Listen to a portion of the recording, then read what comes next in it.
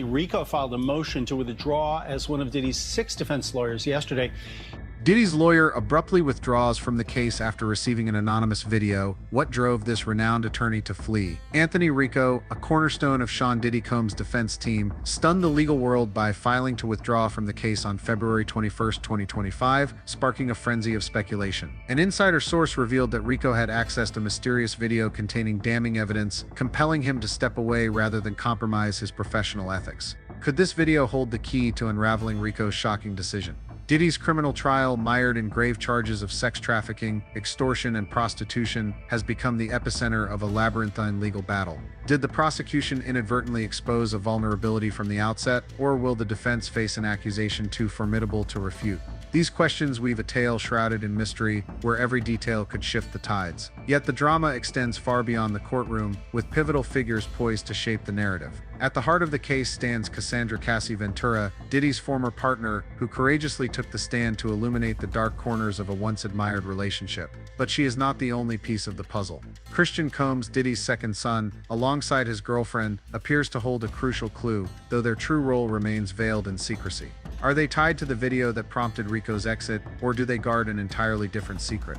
Each testimony and piece of evidence in the courtroom is like a beam of light, piercing through layers of hidden truths. The FBI holds a trove of undisclosed documents, but what revelations lie in wait? Dive into the shocking withdrawal and the latest courtroom developments, where Diddy's fate hangs in the balance, and stay tuned, every moment could turn the tide. And this past week, he just suddenly files a motion saying that he's withdrawing from the case.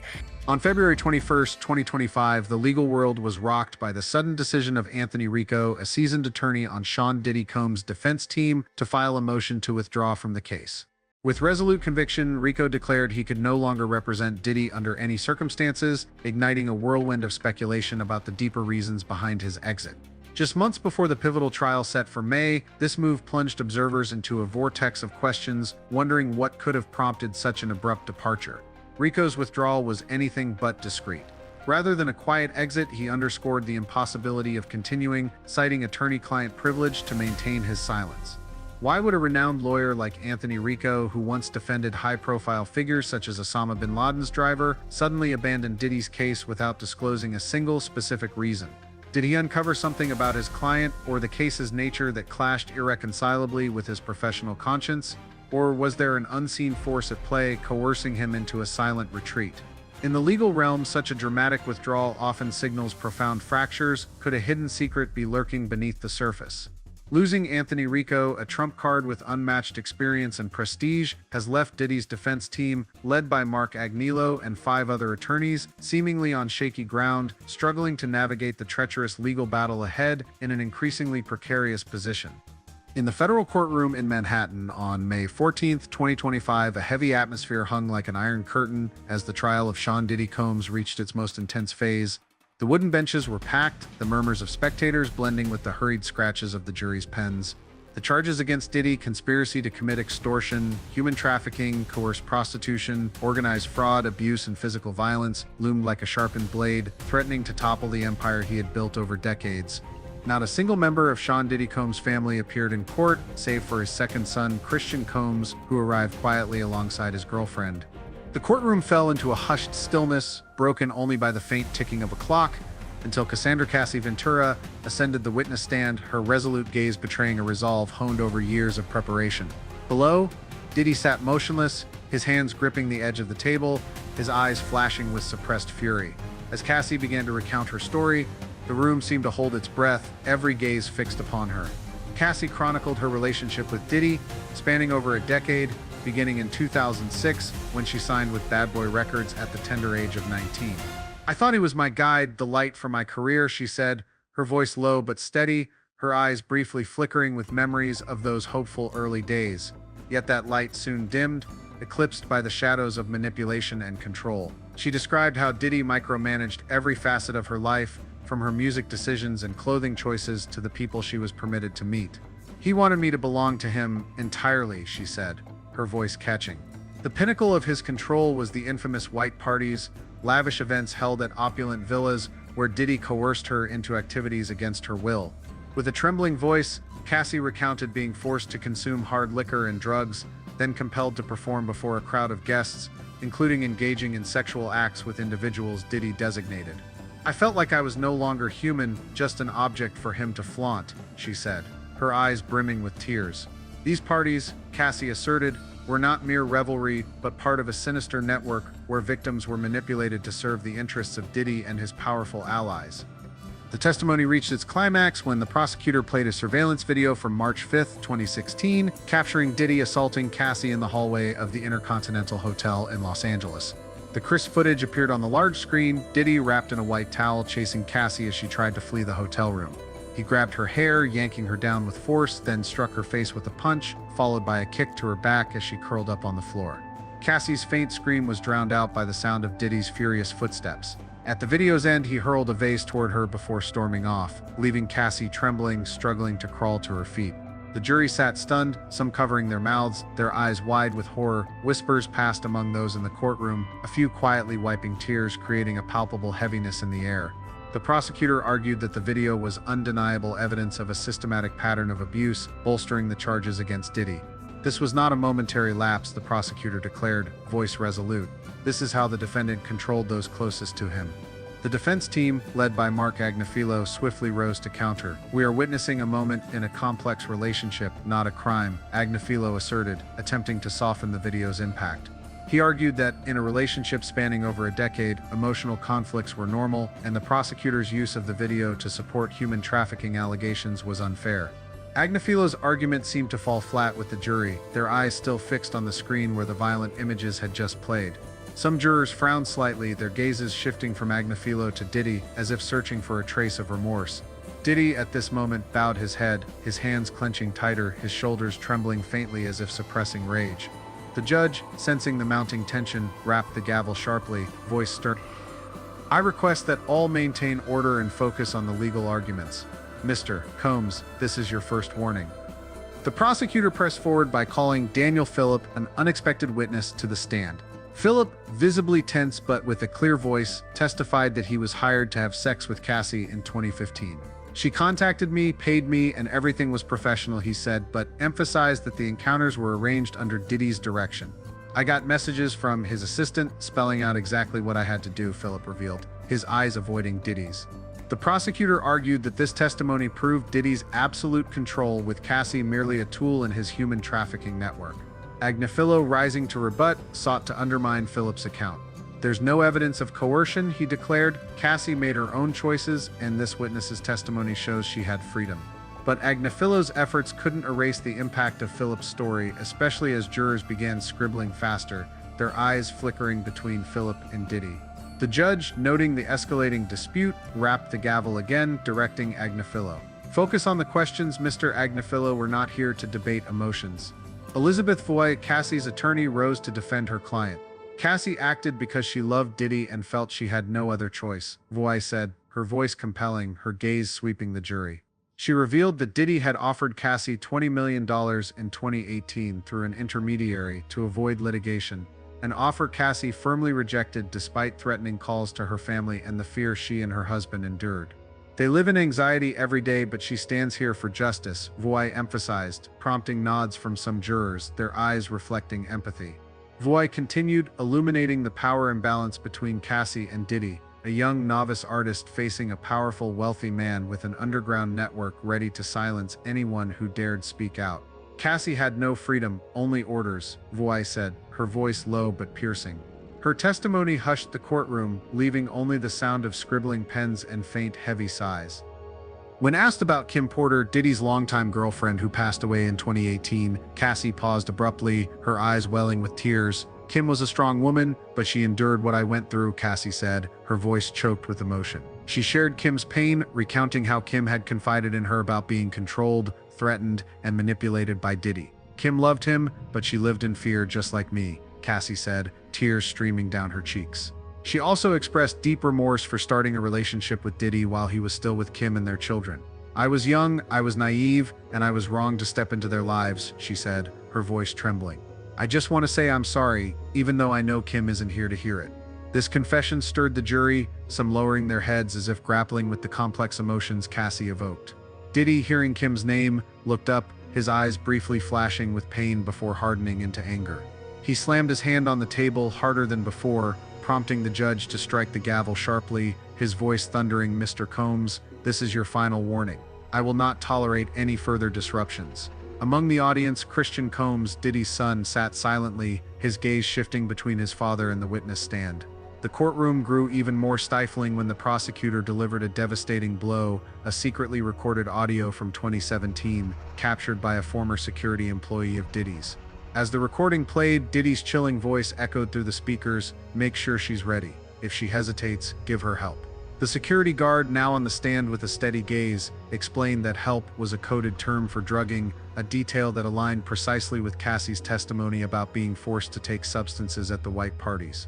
"I recorded it because I couldn't stand what was happening," he said, his voice low but weighty, his eyes locked on the jury. Some jurors bowed their heads, gripping their pens tightly, their faces etched with horror. Digital forensics confirmed the recording was unedited, leaving Agnafilo's defense team on the defensive. Agnafilo rose, attempting to question the guard's motives, suggesting he might have recorded it to extort Diddy. "There's no direct evidence that help meant drugging," he argued, but his voice lacked conviction. The jury remained fixated on the recording, some scribbling furiously, as if trying to capture every detail. Prosecutor Johnson, with a steely voice, emphasized that the evidence, the 2016 video, Cassie's testimony, and the recording formed a razor-sharp point, painting a picture of an organized system of exploitation. Diddy didn't just abuse individuals, he built an underground network to silence victims. Johnson declared, his gaze sweeping the jury. He revealed the FBI had uncovered a list of Diddy's security personnel and assistants, paid handsomely to monitor victims and prevent leaks. These individuals, Johnson alleged, were part of the underground network Diddy used to maintain control, from threatening Cassie's family to pressuring potential witnesses. This revelation silenced the courtroom, broken only by the faint, heavy sighs of the audience. And yes, there may well be some witnesses, including the... Following Cassandra, Cassie Ventura's emotionally charged testimony, which laid bare Diddy's manipulation and abuse, the prosecutor called April Lampros, a former student at the Fashion Institute of Technology, to the witness stand. She stood alone, her gaze resolute, her voice soft yet clear, each word carefully measured. Below, Diddy sat motionless, seemingly struggling to maintain composure as the mounting accusations piled higher. The judge, stern-faced, observed every moment, the wooden gavel poised to restore order in the taut, electric atmosphere. April began her story, her voice trembling slightly as she recounted meeting Diddy in 1994. A young student brimming with ambition in the fashion industry, she saw Diddy as a mentor who promised to guide her career. "He said he'd help me build my own brand," she said, her eyes briefly nostalgic before darkening. Those initial sweet promises dissolved into a prolonged ordeal of abuse. April described how Diddy spiked her drinks with drugs, then raped her repeatedly in his lavish apartments. "I had no right to say no," she said, her voice breaking. "If I refused to meet him, he threatened to blacklist me, destroying any chance I had in the entertainment industry." The testimony's crescendo came as she recounted a night at Diddy's New York apartment, where he forced her to take ecstasy and coerced her into sexual acts with Kim Porter, his girlfriend at the time. "It was utter humiliation," April said, tears streaming down her face. "I felt like I was no longer human, just a toy in his hands." Her anguished words moved some jurors to bow their heads, gripping their pens tightly as if suppressing their emotions. The prosecutor argued that April's story reinforced Diddy's pattern of abuse, from Cassie to other victims, raising a haunting question: how many more remain hidden in the shadow of his power? The defense attempted a counterattack but couldn't diminish the profound impact of April's testimony. Agnafilo called another witness, a former assistant of Diddy's, to claim the white parties were merely extravagant gatherings with no criminal activity. But under the prosecutor's intense cross-examination, the assistant admitted to seeing young women, visibly intoxicated, being led into private rooms. Though not directly incriminating Diddy, this admission weakened the defense's case. Some jurors exchanged glances as if leaning toward the prosecution. As the judge struck the gavel to adjourn the day's proceedings, Diddy stood, his face shadowed, hands still clenched as if restraining his fury. Escorted out of the courtroom under tight security, Diddy left to face the upcoming sessions with the weight of accumulating evidence bearing down on him. In the shadowy margins of the Diddy case, haunting questions emerge, stirring the public's conscience. What remains hidden in the FBI's undisclosed cache of evidence? Could there be videos capturing Diddy in the act, or recordings exposing the orchestration of the white parties as a front for a human trafficking scheme? And if the evidence was compelling enough to prompt Anthony Rico, a seasoned attorney, to withdraw just before Diddy's trial, who would dare risk defending him now? The public is deeply divided, speculating on the true reasons behind Rico's departure. Some view it as a strategic ploy, a calculated move to distract the public, undermine confidence in the prosecution, or pressure the court to delay the trial, buying time to restructure the defense. They argue that Rico, with his untarnished reputation, wouldn't abandon a high-profile case without an ulterior motive. Yet most believe he stepped away out of professional conscience, unable to defend a man whose innocence he doubted. Suspicion intensifies with a leak from ex-posts claiming Rico received videos and recordings, including the chilling 2017 audio of Diddy coldly ordering help, sent anonymously through a secure Dropbox. Described as indefensible, these materials reportedly forced Rico into a moral dilemma: continue and risk complicity, or withdraw to preserve his reputation. Who was the anonymous source? A victim, a rival, or even someone from Diddy's own family? This question, alongside the potential for more evidence to surface, deepens the case's complexity, casting a heavy shadow over the upcoming trial proceedings. Amid the legal tempest engulfing Sean Diddy Combs, an unexpected figure emerged, drawing every eye in the New York federal courthouse: Christian Combs, Diddy's second son, accompanied by his girlfriend, Raven Tracy. Their presence stood out starkly in the charged atmosphere, especially as the rest of the Combs family was conspicuously absent from the proceedings. Christian, clad in a sharp black suit, sat upright in the back row, his gaze intently tracking each testimony, from Cassie Ventura to April Lampros. Raven, poised and radiant, occasionally clasped his hand, presenting the image of a united couple, yet their calm demeanor amid the legal peril threatening Diddy's empire sparked speculation. Initially, major outlets portrayed Christian as a devoted son, a beacon of hope for the Combs family against grave allegations of sex trafficking, extortion, and prostitution. However, investigators and legal analysts viewed his presence with suspicion. A source close to the prosecution team revealed, Christian and Raven's attendance isn't mere coincidence. They appeared at a precise moment, as if carrying a carefully calculated intent. Is Christian merely a concerned son standing by his father, or is he concealing a deeper strategy tied to the fate of Diddy's multi-million-dollar empire?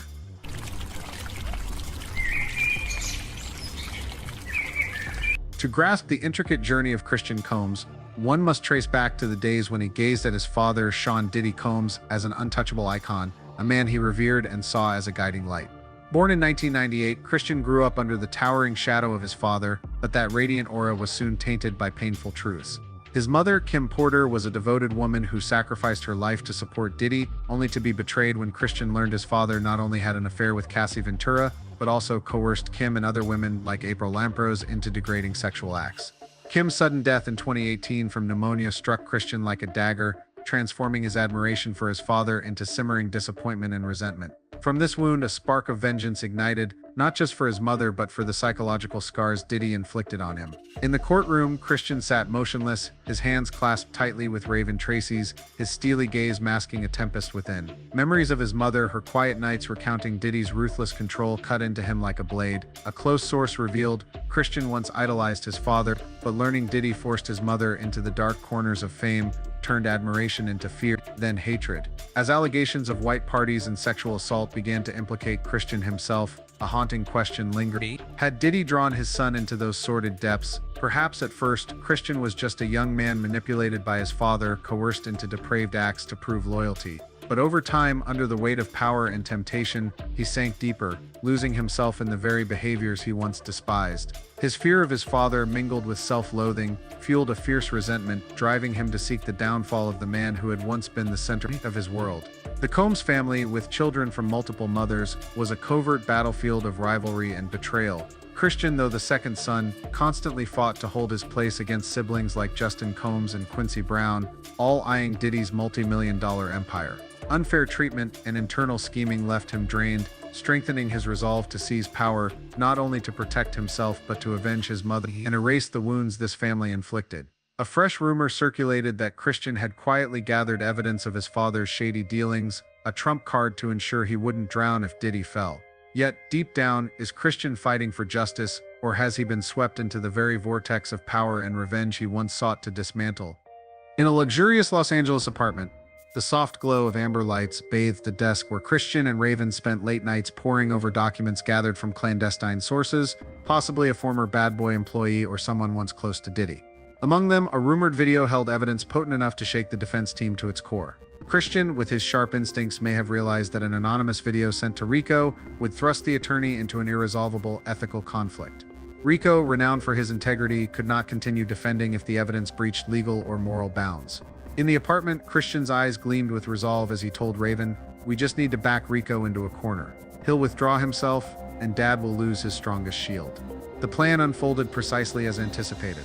Days after receiving the untraceable video, Rico filed to withdraw on February 21st, 2025, stunning the legal world. In the courtroom, as the prosecutor played the 2016 video of Diddy assaulting Cassie, Christian sat motionless, but a storm of emotions churned within him. He knew this video was just a fraction of the FBI's arsenal, and he had played a part in ensuring Rico wouldn't be there to blunt its impact. Rico's absence left Diddy's defense team reeling, with Mark Agnifilo, his replacement, struggling to devise a strategy against the mounting evidence. In the courtroom, Agnifilo attempted to counter Cassie's testimony, arguing the video merely captured an emotional dispute. Without Rico's razor-sharp finesse, his rebuttal lacked conviction, swaying the jury toward the prosecution. Christian, seated in the back row, allowed a faint smirk, as if watching his plan come to fruition. Raven, beside him, gripped his hand tighter, her eyes glinting with confidence. Yet, beneath his composed exterior, Christian couldn't fully escape conflicting emotions. Seeing Diddy in the defendant's chair, he recalled childhood days when his father took him to play basketball, promising him the world. Those memories were swiftly eclipsed by the image of his mother, who devoted her life to supporting Diddy only to be betrayed. "This isn't just for Mom," Christian told himself, his gaze sweeping the courtroom. "This is to take back what's mine." To ensure no one suspected his true role, Christian and Raven orchestrated a flawless media performance. As the nation fixated on Cassie's testimony and the allegations against Diddy, Raven began openly showcasing her affection for Christian on social media. She posted intimate photos of the two, from romantic evenings on Malibu shores to hand-in-hand moments at public events. Her Instagram captions overflowed with sweetness, "By your side, no matter what comes." The media, ever eager for a love story, swiftly fell for the perfect romance of Christian and Raven. Articles in People and Us Weekly lauded them as a resilient couple facing adversity together, oblivious to the possibility that Christian might be playing a far larger role in the case. In the courthouse hallways between sessions, Raven pulled Christian outside, where reporters waited. She flashed a radiant smile, embracing him before the cameras, crafting picture-perfect moments for the tabloids. "They only see what we want them to see," she whispered to Christian, her eyes glinting with cunning. The couple's photos soon flooded newsstands with headlines like "Christian Combs, the son standing by his father, and Raven's love defies the odds." No one questioned whether Christian was linked to Rico's withdrawal or if he had sent the documents Rico received. Christian and Raven's plan, like a masterful sleight of hand, captivated the world with their love story, while the true scheme remained cloaked in shadows. Yet, deep within, Christian couldn't fully escape his conflicting emotions. Each night, back in his apartment, he gazed at a photo of Kim Porter on the table, a pang of guilt creeping into his heart. He wondered if his mother would have wanted him to go this far, or if he was being swept up in the very storm he'd created. Raven, ever by his side, clasped his hand and said, "We've come too far to stop. You're doing the right thing." But in Christian's eyes, a fleeting flicker of doubt surfaced. Did he truly control this game, or was he merely a pawn in a larger chess match? As the trial pressed on, with new evidence slowly unveiled, suspicions about Christian's role lingered. His and Raven's conspicuous presence at the courthouse, coupled with Rico's abrupt exit, raised questions about a broader. Investigators began to consider that Christian might not just be a loyal son, but a pivotal figure in undermining Diddy's defense. Yet, thanks to Raven's media charade, these suspicions remained unnoticed by the public. Would the FBI uncover Christian's involvement in supplying evidence to Rico, or would he continue to stand on the sidelines, watching his father's downfall while securing his own place in the Combs empire? These questions, like a secret poised to erupt, kept audiences glued to every twist in the case, awaiting the moment the truth would break free. The Sean Diddy Combs case has transcended the confines of a New York courtroom to become a riveting saga where grave allegations of sex trafficking, extortion, and prostitution intertwine with emotionally charged drama that tugs at the heart. From Cassie Ventura's tear-choked testimony bearing the deep wounds of her past, to the stunning withdrawal of attorney Anthony Rico and the enigmatic maneuvers of Christian Combs and his girlfriend Raven Tracy, each detail forms a piece of a complex mosaic of power, loyalty, and truth. The media buzzes, dissecting everything from Christian's image as a devoted son to fresh rumors that Raven might hold a secret recording that could shift the case's tide. This trial is not merely a legal battle, but a journey exposing the darkest corners of human nature, captivating the world's attention. As the glow of fame fades, what remains are haunting questions about the choices that shape destinies. Every development, from the taut, electric moments in the courtroom to the fiery debates on social media, serves as a quiet summons for each of us to reflect on ourselves, how we live, love, and confront temptations that can lead us astray. The story of Diddy, Cassie, and those entangled is more than a scandal. It is a mirror reflecting the value of truth and courage, a reminder that every decision today can paint the future for ourselves and those around us. What lies ahead? Will the FBI unveil more shocking evidence clarifying the true roles of Christian and Raven? Could a newly leaked document hinted at by a close source unravel further earth-shattering secrets? Stay tuned to uncover the next twists in this gripping tale, where every step forward promises moments that will keep you on the edge of your seat.